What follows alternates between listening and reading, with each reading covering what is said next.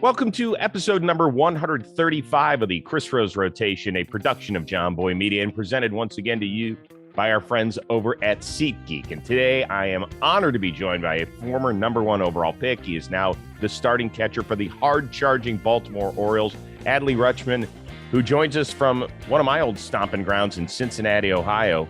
How's the Queen City treating you, man? It's been good. We got in last night, so looking forward to seeing the city. Okay, so as a young guy, are you one of those dudes that likes to wander outside of your hotel room, or you go down to the lobby, grab your coffee, go back into your room, stream something that you're watching on your iPad, and then head to the yard? I try and get breakfast somewhere every morning, if possible. But ideally, if I can get at least an hour in the hotel room just to relax before we head to the field. So usually wake up around 10. Okay. Have you found your breakfast buddies? Do you go by yourself? Do you bring something to read? What's the ritual for a rookie? I got a couple guys on the team that we'll go to breakfast with for the most part. But if they got family in town, then I'll just go by myself and kind of explore, get some coffee. So you like getting lost in a city? I don't mind it. I think it's kind of fun to just be by yourself sometimes. Yeah, it's good. It clears the mind. I used to be one of those guys that in college, and I went to school not too far from there at Miami University, about 45 minutes down the road from Cincinnati, where I would be the dork that would go sit by myself in the dining hall and just kind of chill. And people were like, "What are you doing?" I was like, "I'm just unwinding." Mm-hmm. So that's good that you do that. I think so. I don't think I don't know if everyone's like that, but I know for me, it definitely is like a reset a lot of times because, life just gets so busy. Yeah. Well, who are your boys that you go hang with normally at breakfast time? So Taron Vavra just got called up, Minnesota boy, Tyler Nevin, Ryan McKenna, and we'll switch it up. Guys will come in and out, but that's a pretty consistent crew. They're also big movie guys, so if we have a day game, we'll try and go see a movie at night or something. So really, okay. What was the most recent one? You had to have seen Top Gun, right? Saw Top Gun twice because someone hadn't seen it, so we saw it twice. But big Marvel guys, so we'll go see we saw the new Thor movie, saw the Doctor Strange movie when it came out. So yeah. Well, you're so young, you weren't around when the original Top Gun came out. So did you go back? Did you watch that first to prep yourself? Absolutely. My dad was a big proponent of movie watching, and so when I was younger, he would just cycle me through all the movies that were popular when he was growing up. So I was kind of force fed that. And so I definitely saw Top Gun. So I had read when you were attempting to grow out the mustache that was pretty much in honor of Rooster from the movie played by Miles Teller. Is that accurate? Yes and no. I say that was my interview answer. But it was kind of just for fun as well. But yeah, there it is. It's actually, yeah, if you grew it out and got a little thicker, you could have been like Rooster's stand-in. Yeah, I would have loved that. That would have been perfect. He did a great job in the movie too. I thought it was a really good movie, but it was. I enjoyed it. Some people were like, there's too much cheese. I was like, but that's the original. That was the original Top Gun. It was like the ultimate cheesy movie. Exactly. Jeez, what are we talking about there? One of my favorite videos of the entire season was you making your debut, and I had never seen this before, but when you walked out to home plate at Camden Yards, you shook the umpire's hand.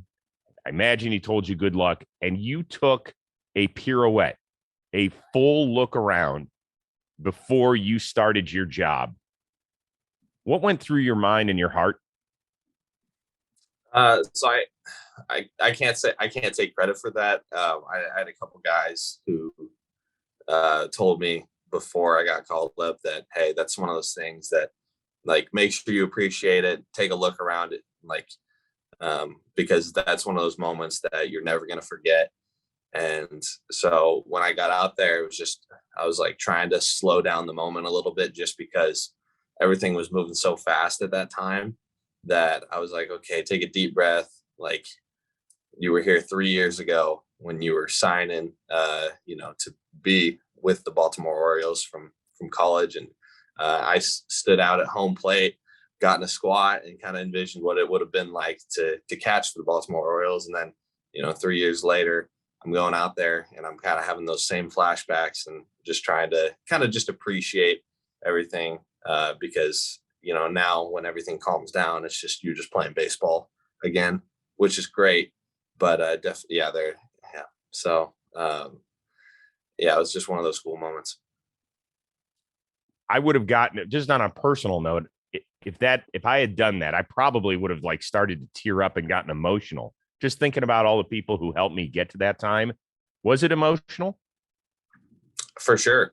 Yeah. Yeah. I think, especially after the game was done, let it set in a little bit more. I was trying to, keep together during the game and, win a baseball game, but just allowing yourself like a little bit, like that split second of time when you went out there was definitely something I was glad I did. So. How nervous were you? Oh, extremely. I mean, it just the mind was running wild with no control. No reins on that thing. Well, what was the toughest part? Because it's one thing to make your debut. Let's say you're a right fielder and you're a stud. You've got like your time to just kind of chill out there, and maybe a ball comes your way every couple innings. Maybe it doesn't. You are in the thick of the sauce when you are behind home plate. Yeah. So what went on? I think it was a good and bad thing. The fact that I was getting, action every single pitch, I think helps ease those nerves because you're getting action. It's consistent and you're not sitting, if I was out in right field, I would have just been, shaking the entire game waiting for a ball to come my way. But the fact that as a catcher, you're getting consistent action is what I love about it too, because it just, it eases you into that. And also I was catching Kyle Bradish too, who I'd caught a lot the year before. Mm-hmm. So it was definitely a better way to go into your debut, catching a familiar guy. So it definitely made it a little easier. What did the umpire say to you? I don't know. Don't remember? I mean, it was, I shook his hand. I knew it, knew who it was, but it was just kind of like a blacked out, just was trying to get to the plate, hey, like, nice to meet you. And now just get back there and let's catch the first pitch. Like, let's make sure we get that first pitch caught. Yeah, I don't know. Makes sense. We should have mic'd you up so we could have relived the moment. I don't know why we didn't. That would have been a great idea. Next time you make your debut again, yeah. Yeah, we'll make sure that you're mic'd up. Yeah. What has the first trip around the big leagues been like for you with umpires? Did they do that? Did they say, "Hey, Adley, nice to see you"? What's the relationship like for a rookie catcher with major league umpires?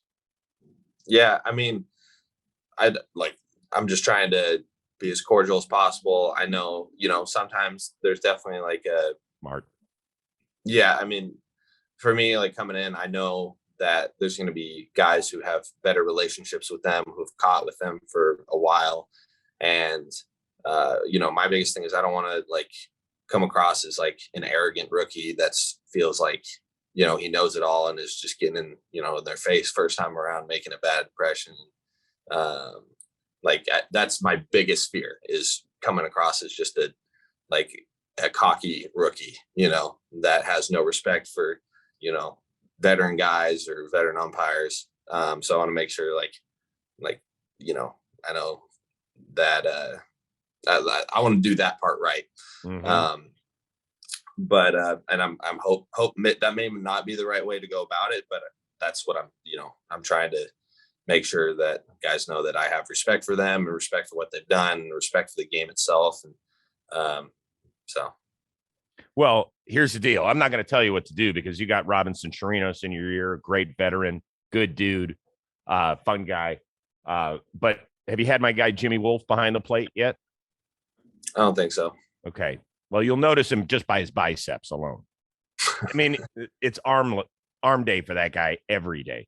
You just turn around, you just say, hey, we have something in common. We've both been on the Chris Rose rotation. He'll laugh. He'll be like, oh, that motherfucker. My God.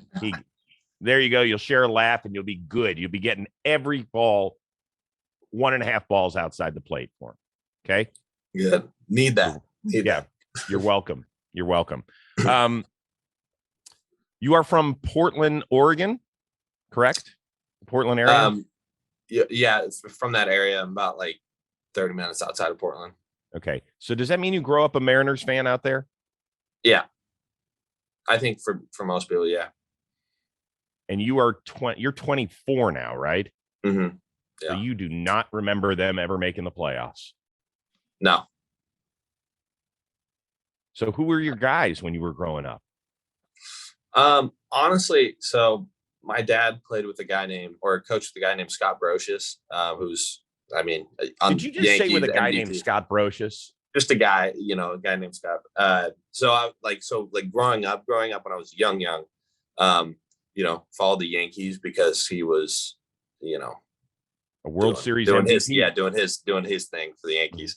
And but then after that, when I got older, we went to Mariner games, and that was kind of like Beltray. I remember watching Beltray hit a opposite field home run there.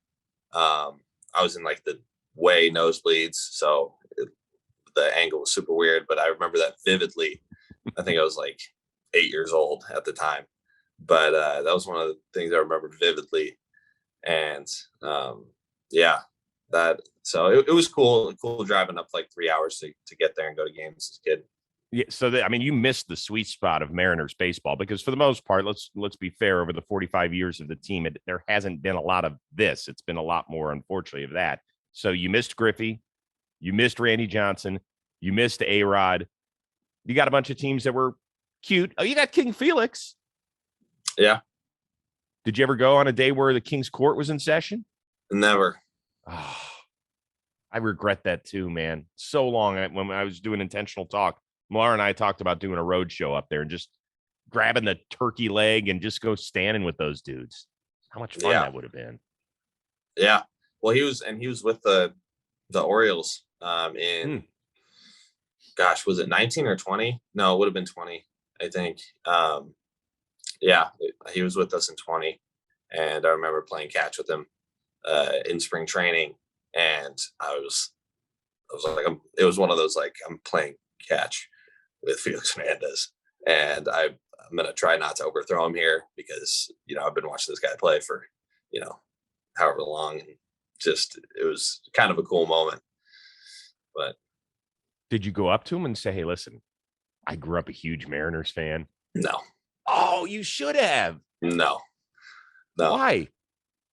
It was my first spring training, big league spring training, and I was like trying to act like I knew what I was doing, like I wasn't just a fan being there. Have you had that moment yet behind the plate? Because Jose Trevino of the Yankees told us, he said the first time Albert Pujols came up to home plate, I mean, he looked at him like he was a baseball god, and he didn't want to say anything to him. He had his jersey from back in the day, and he finally got to first base, and he said, hey, Mr. Pujols, I'm a huge fan. I've had your jersey. Do you mind if I send it over and you sign it? And he's like, Pujols, like, yeah, of course. He goes, I've actually had it for a bunch of years, and I've been too nervous to ask you about it. So if you had, I loved it. I love that story. Have you had that moment where somebody walks into the box, you're like, this is crazy?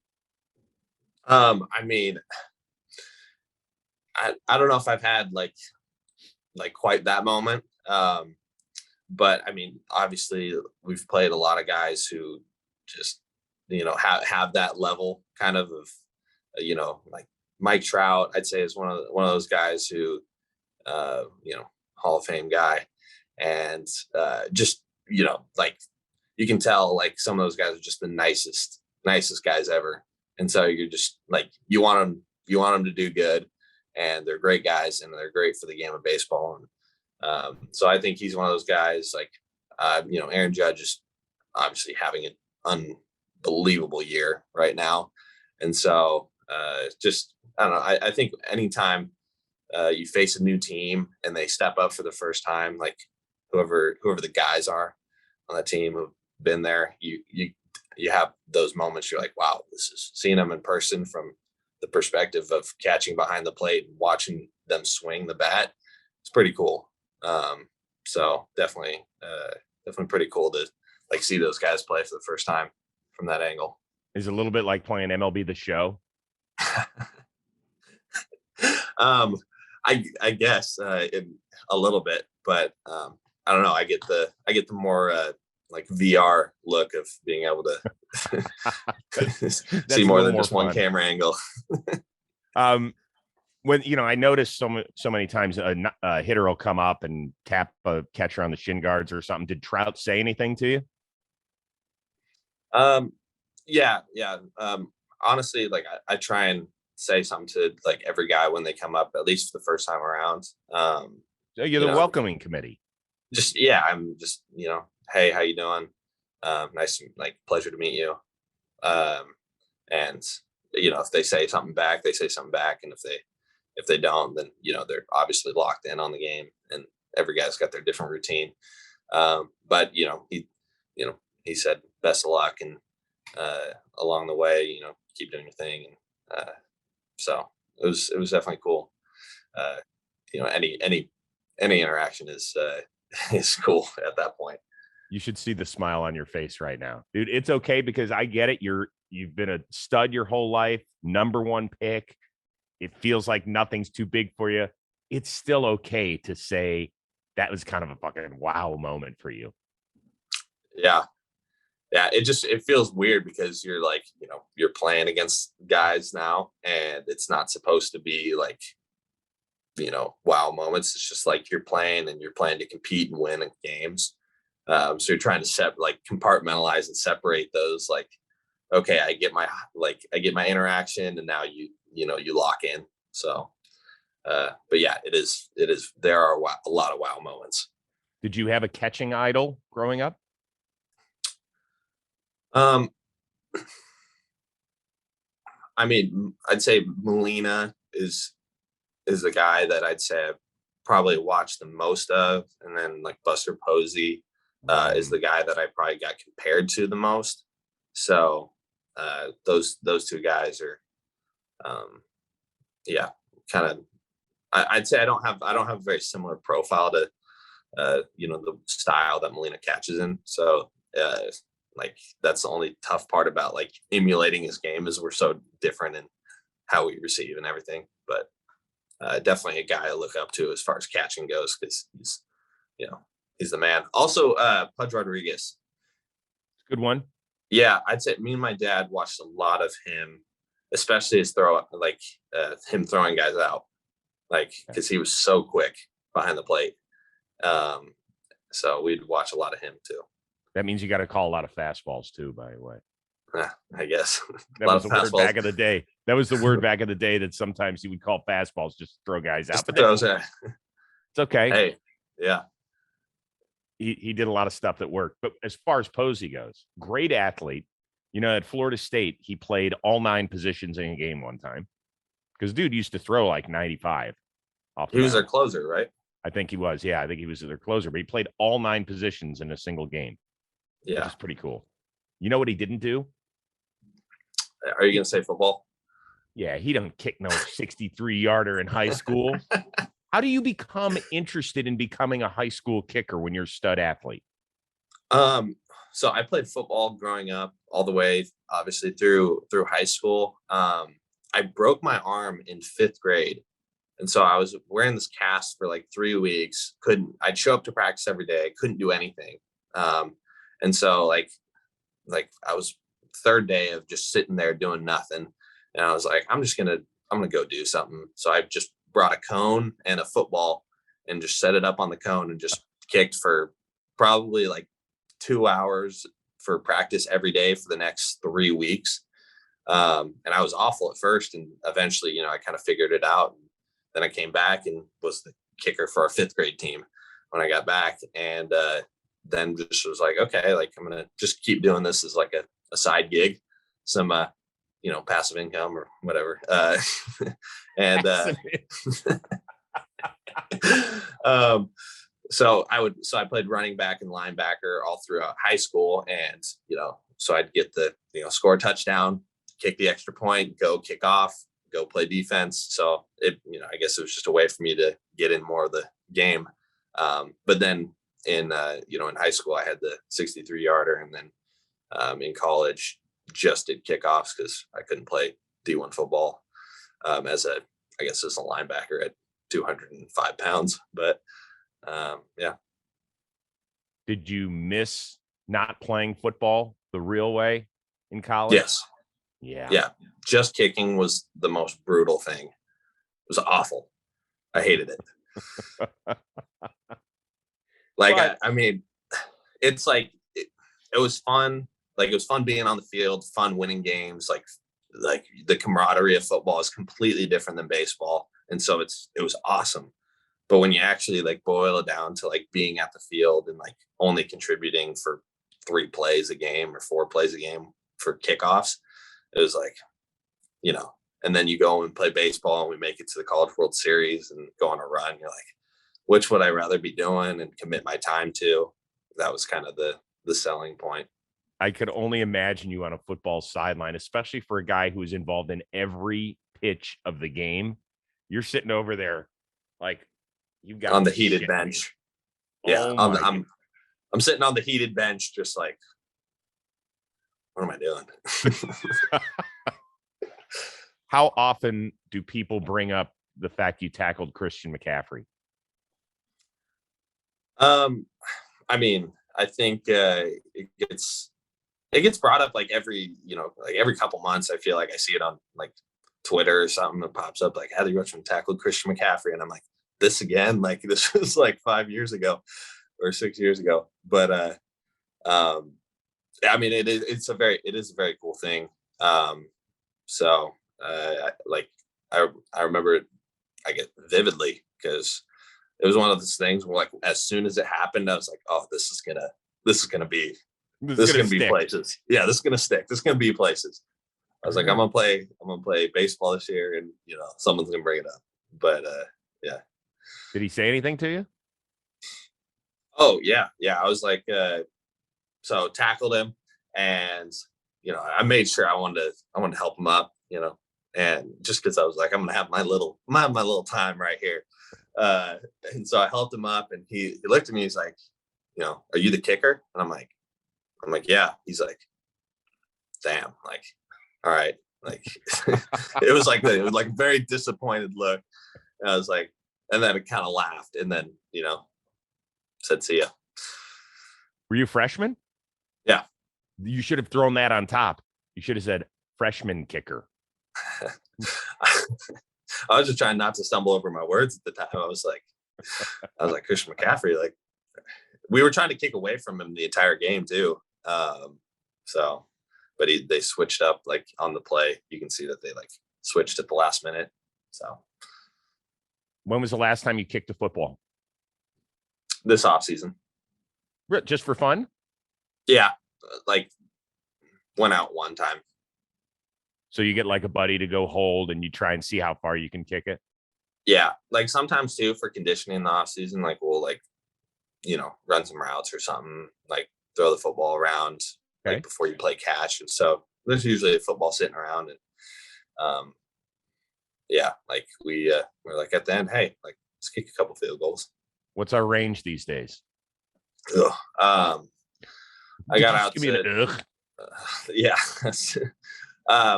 I'll get out to like 50, maybe 55 if like the ball is a little bit pumped up. But yeah, that's about all I got anymore. Pretty good for a guy who doesn't kick anymore. Yeah. I'm in college my sophomore year for Halloween, dressed up as a Power Ranger. And when I was wearing like these white Vans, and the Oregon State practice field's right across the field from the stadium. And I remember we got kicked out because we were wearing like the full zip things, like where you can't see, your face. It's like, that's the costume. Right. And they told us to leave. Like we got kicked out. And we're like, okay. So then we went out and we were taking pictures with everyone in our Power Ranger costume, because all these parents had the nostalgia of like, oh, Power Rangers, when I grew up, kids get a picture with the Power Rangers. And like the kids have no idea who they are, but the parents do. And I remember we were out at the practice field, and I had my Power Ranger costume on, and these kids were kicking field goals. And I went out there and I was like, hey, hold one for me. And I booted like a 55-yard field goal. And they're like, nice. They're like, you should kick. And I was like, once upon a time, my friends, I did. But so did you have a kicker you emulated in the NFL? No, I just kicked. Okay. What's if I am doing kicking 101, if I'm taking a class, because it's one thing, there's many things athletically I've never been able to do. What is the number one thing about kicking a football? Like that you need to learn, or yes. I'd say it's like where you're trying to like kick it on your foot, like the angle of how you're supposed to like turn your foot. It's just like, it's what part of oh my God, old man problem. What part of my foot am I supposed to kick this thing with? It's like that hard bone. It's like almost a knuckle, that bone in the middle, like in the middle of your foot though. The top of my foot? Yeah, the top inside. There's a little bone, little knuckle almost. So you're supposed to kick the ball on top of your foot? It's like right on the side top. There's that little knuckle. You know what I'm talking about? Yeah, I guess. I wish I was an anatomy person and I could just tell you the whatever bone is protruding out. Uh-huh. But it's really close to it's I'd say the closer you get to like your ankle, almost like the more solid. Yeah, it's obviously not on your ankle, but like the closer you get to that, the harder your foot is, and the better. But then if you kicked it on your ankle, you probably just kick a knuckleball. But did you ever try one from 70? Yeah, yes, I did. In high school. I don't think I ever. No, I got 70 one time in the summer camp. Like wind aided. Just who cares? Wind aided. It was 70, like 95, 70, bro. It was like 95 degrees, and like the ball was flying. It was, this is a Denver, Colorado 450 home run. It doesn't matter. Does not matter. Nobody's putting asterisks by this thing. 70 is 70. Yeah. Okay. I guess so. We'll take it. Seahawks fan growing up? Yeah, honestly, I watch football like socially, I'd say. Like I don't like fantasy football. I don't follow it enough to be like a good fantasy football player. Oh my! You're the only catcher in baseball who will not be in a fantasy league. Yes, I get asked every year, and it's brutal. You want to at least be the money guy? You could be the money guy and have somebody else make the decisions. I just pay someone to run my team. It's kind of fun. Well, I mean, that's what I hear. So I don't know. Who's texting you? What do we got? Anything good? No. Okay. No. You sure? Are we okay? Nothing good. Yeah, you guys are good. No, are we okay? I want to make sure. I don't want to pull you away from anything. No. I was letting him know that I'm in an interview right now. He's sitting outside. Yeah, because we're going to breakfast after this. Oh, who is it? Buddy from high school, played lacrosse. But lives in Cincinnati. Didn't know. I thought he was in like Virginia, but I'm sorry. That's my fault. Those are not close. Yeah. All right. Well, he went to college out there, but now he's coaching. So. Okay, I got it. Well, tell him we got 5 minutes, and then I'll let you go. Okay, awesome. Thank you. Tell him I'm sorry, and breakfast will be on the Rose rotation. You can just save your receipt and send it to me. It'll be fair. Okay. Yeah, tell him I'm sorry about that. You're going to be like, yeah, it'll be a 10-minute interview. These things, they go on forever, these podcasts. I do want to talk to you a little bit about your team, which at this point is a game over 500 as you guys are getting ready to play game number 100 tonight on the season. And I think you've shocked the baseball world. I don't know if you've shocked yourselves, but you have us. Like the fact that you guys aren't going to lose 100 games, I think is surprising to some people, let alone the fact you're in the wild card chase. Have you thought about the possibility of losing Trey Mancini to a trade this weekend? I mean, I feel like it's kind of like the idea is out there. Like you just like, we don't know what's going to happen. And I know like it's a possibility with him and a couple guys, but I don't know. This is my first go around at this, and I don't really know what to think. Just trying to, focus on the time you do have and making that count. But yeah, it's crazy. You have no idea what's going to happen. So what does he mean we know what type of ball player he is, and most of us know what type of guy he is. What type of leader is he to a young team that is trying to turn the corner? What does he do that we don't see? Honestly, I'd say it's the consistency. That's one of those things that carries weight over time. Just how you go about your business every single day, because you see the ups, you see the downs, like when guys are going good and bad, but like how they carry themselves like during those times of good and bad, I think it really says the most about them. And you can see it in what he does. Like if he's going good or bad, he's just the same guy, like brings the same energy to the field and like provides that like leadership regardless of how he's doing to younger guys, to other guys his age. And so I think that's where like the respect for him is, so great, because obviously, his career path and what he's been through is extremely, like it's unbelievable, but just how he carries himself at the field is top notch character guy. Good dude, man. He's the best. I want to ask you one thing about your first major league hit. Have you seen the reaction of your family that the Orioles put out? Yeah. It is an all-timer. Look at my mom and sister just going crazy. It's great.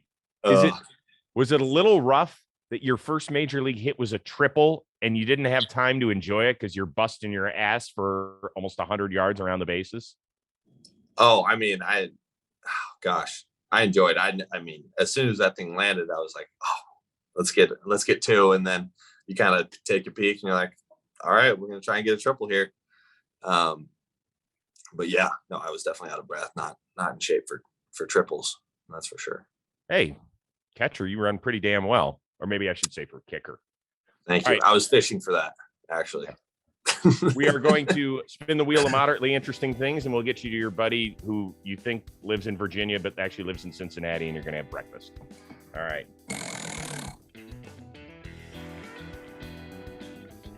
God, it's landed a lot on this one. Crushing it. Who was your first celebrity crush when you were growing up?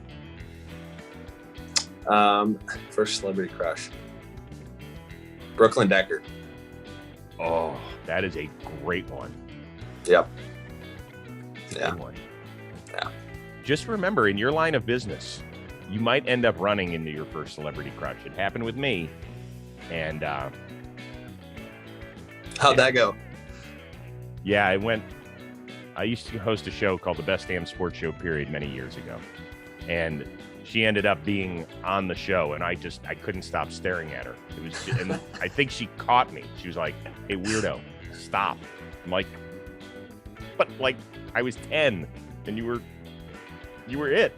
Yeah. And I'm sure it's not the first time she's ever heard it, but I think it's still kind of weirded her out. So just in case you ever run into Brooklyn Decker, don't do a Chris Rose. All right. That's good advice. Play it cool. It's the only advice I've got for you. Listen, dude, it was great getting to know you. I really appreciate you giving us some time. Continued success. The Orioles have been one of the amazing stories this year. Your rise to fame is your star, dude. It's a lot of fun watching you. Keep doing your thing, all right? Appreciate that. It's been fun. Thanks for having me on. Absolutely. We'll do this again next season as well. And don't forget about sending us the bill. I'd make your buddy pay for breakfast, to be honest. What, he's a coach now? Yeah, so he played the lacrosse out in Virginia. And now he's coaching. I didn't know he was coaching in Cincinnati, Ohio, but where, like high school or something? Shoot, I gotta. Well, that's gonna be the topic of conversation at breakfast, I think. Okay, how you been? What you been up to? Yeah, but yeah, we'll see. Go spend a little bit of that number one pick money on him, and don't forget, send the receipt to the Rose Rotation. We'll gladly pick up the breakfast. It'll be on Jimmy and Jake. That's what John Boy Media does. All right, I'm not a cheap date. Oh, that's fine. It's breakfast. I mean, how much can you eat? Hey, you'd be surprised. And it's game day. We're not having like mimosas. That's true. There's no alcohol involved in it. Now, if it were dinner, it'd be a real problem. I could see that. Yeah. All right, dude. Go have fun. I appreciate it. For Adley Rutschman, our outstanding producer, Robbie Scirocco, our summer intern, Sam Singer, I am Chris Rose. We will see you next time on the Chris Rose Rotation, a production of John Boy Media.